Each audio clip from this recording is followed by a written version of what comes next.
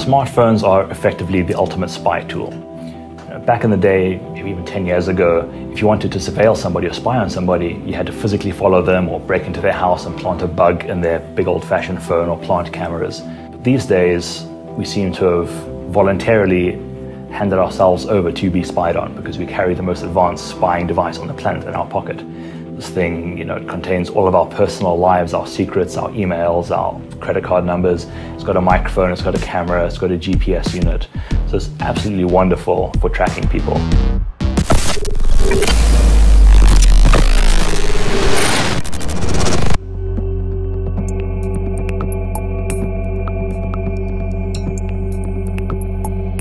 No technology is bulletproof, but the problem is that for the average user, they may not realize the insecurities of their phone. And to a large degree, they have betrayed us. They're kind of beautiful, like these little devices that have so much power that is actually untapped. I don't think anything is secure, ever. There's so many possible ways, so many side channel attacks. I mean, for years, smartphones have been collecting all sorts of data about us that nobody knew. They're tracking us, they're tracking what we're doing.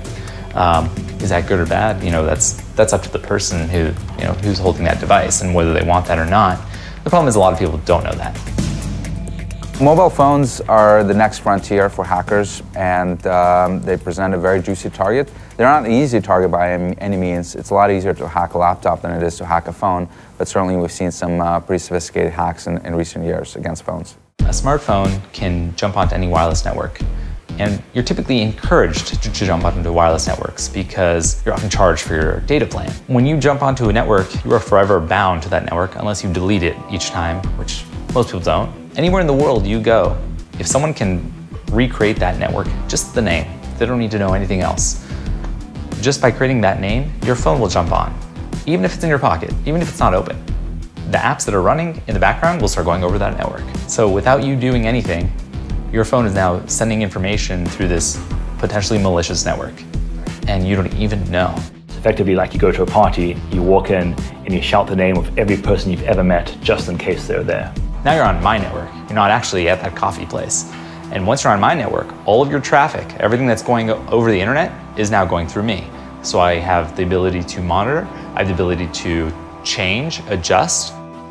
No networks will be joined automatically. That's like the thing that I'm exploiting. It's always been known that you can modify content when the person's already on a network. I demonstrated that all of our mobile devices will automatically join a network just based off the name, even if it's not really that network, even if it doesn't have the same unique identifiers or characteristics. This is sort of a combination of probably 4 or 5 different attacks all used together so that it's essentially seamless. I'm creating a network right now that your phone will automatically join. So if you go to a website, I can control what you see on that website. If you go to a bank, I can make your credentials go to me. I can change things on the fly. I'm injecting packets into the network that basically make your phone go through my computer. Once all of your traffic is going to my computer, I can now control that traffic. So what's an example of that misinformation that you'd be feeding me on my cell phone? What bank do you use? What bank do I use? Well, let's go to a bank. Maybe open like chase.com. Oh, wow. Protected by Bitcoin. Now, of course, this is fake. I could have made the page look exactly the same, and you wouldn't have noticed anything. Except when you entered your credentials and hit login, you would have just been logged into me. So when you should be on a site that you normally expect to be encrypted like a bank, because you were never redirected off, I now have full control. I can sniff everything you're doing, and this is essentially what we'd call a man-in-the-middle attack. Terrifying. What else you got? Okay, open up your browser. Go to vice.com. It should look pretty normal for the most part. Yeah, for the most part. For the most part. Except for now there's an article about Sammy's drones on the homepage of vice.com. On a site that you trust, that you go to, that nothing else looks out of place. Unless I didn't make it so obvious, you would have just read another article and believed whatever information it said. It's so seamlessly inserted too. Absolutely. It's very subtle. You have to actually read every headline to realize. Yeah, and this doesn't affect the actual website. The actual website. That's not actually there. Right. It's just your phone and anyone else who's close by. I'm gonna log into CNN. We'll see something that hopefully is not true at the very top. Some breaking news about a 9.5 magnitude earthquake in California, which I hope never happens. And really, this can be done with any content. I mean, this could be images, videos. I mean, things you watch on YouTube could be replaced. You could have every major site on the internet say, you know, find a bunker, you know, leave California immediately. The fact that this is still possible today and can be done in less than a minute, you could set up a network and start monitoring traffic. It blows my mind because you can do so much. One of the things that was done recently to demonstrate that vulnerability is one of the security researchers created a drone that he was able to put out in the air that was advertising a number of these Wi-Fi signals and was able to scan for all the phones in the vicinity that were automatically connected to his drone, and in fact being able to intercept all the communications now because he was running a Wi-Fi hotspot that all these phones are connecting to. In Glenn Wilkinson's Snoopy hack, we see how drones can act as moving Wi-Fi networks in order to steal data from unsuspecting phones. To describe Snoopy in a sentence, it's a distributed tracking, data interception, and profiling framework. Any device that you can run Linux on that has the appropriate antennas and hardware, you can run Snoopy on that device. They detect mobile devices that people are carrying. And when they detect them, they send all the data they receive back to some central server. When your mobile phone is looking for networks, say Starbucks, it's possible for Snoopy to answer and say, yes, I am Starbucks, why don't you connect to me?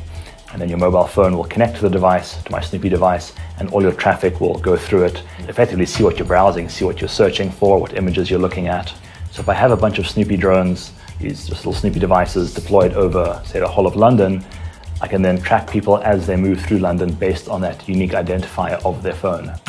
Now, there are online databases that allow you to map from the name of a network to GPS coordinates to street address to Google Street View photograph. So potentially, I can very quickly, as someone just walks past me, determine where they live and where they work, and all of that is completely passive. So I have no interaction with your device. These are just messages your device is shouting out. That specific attack dates back to 2004.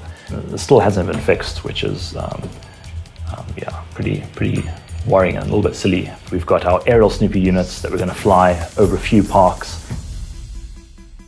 It's a small computer. It's essentially the same, very similar hardware to a laptop. It's got a SIM card, so it's got 3G data to upload the data. It's got a GPS antenna to get a GPS fix, so we know where the data was collected. And this one's got a very small wireless card here. It runs Snoopy with the detecting people's Wi-Fi, and it uploads that data to my server in real time from the device.